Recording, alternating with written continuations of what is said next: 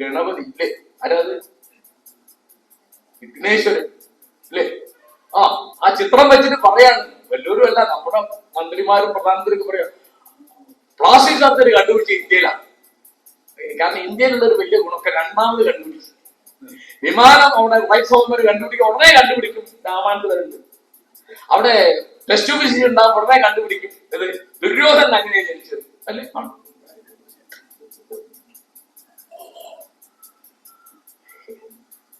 ജവഹർലാൽ നെഹ്റു എന്നൊരുത്തൻ 17 കൊല്ലം തുടർച്ചയായിട്ട് ഈ രാജ്യം ഭരിച്ചതിന്റെ സുഖവും സന്തോഷവും അനുഭവിക്കുന്ന ആൾക്കാരാണ്. അദ്ദേഹം 17 കൊല്ലവും ഒരു പുരോഹിതനെയും ആ അദ്ദേഹത്തിന്റെ ഭരണത്തിന്റെ ഏഴായിരത്ത് വരാൻ സംഭവിച്ചില്ല.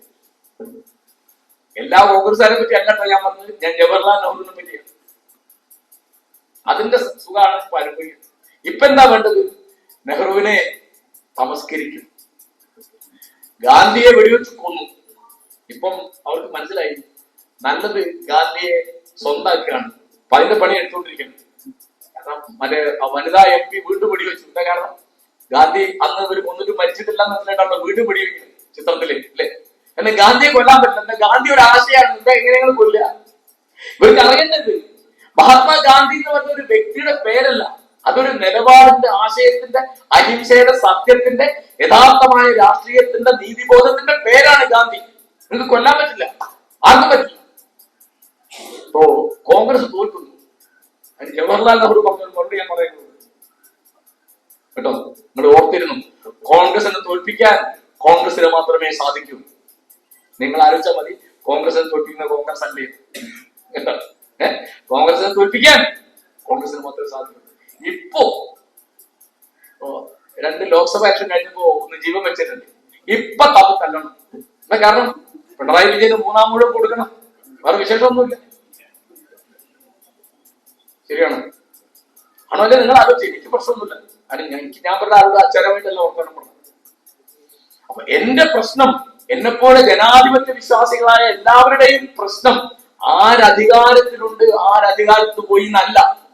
ഈ നാട്ടില് സത്യവും നീതിയും ന്യായവും പുലരുന്നുണ്ടോ ഇല്ലേന്നാണ്. അലഹബാദ് ഹൈക്കോടതിയുടെ ചീഫ് ജസ്റ്റിസ് ആണ് ഈ അസംബന്ധം മുഴുവൻ പറയുന്നത്. അദ്ദേഹം പറഞ്ഞ ഇവിടെ പറയാൻ കൊള്ളുന്നു.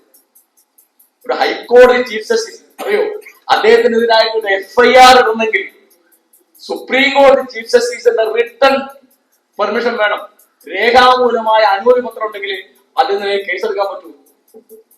ഇപ്പൊ കോൺഗ്രസ്സുകാർ ഗഡ്കെ കൂടി ഇംപീച്ച്മെന്റ് ഒരു പ്രമേയമായി വരുന്നുണ്ട്. ഇംപീച്ച്മെന്റ് നടക്കൂല, കാരണം 2/3 മെജോറിറ്റി ഒന്നും കിട്ടില്ല. പക്ഷെ എന്നാലും ആ ചങ്ങാതിക്കെതിരായിട്ട് ഇംപീച്ച്മെന്റ് ഒരു മൂവ് ഉണ്ടായി എന്നുള്ളത് ചരിത്രം. എന്താ സ്ഥിതി? ആരെയാ വിലക്ക് വാങ്ങുന്നത്?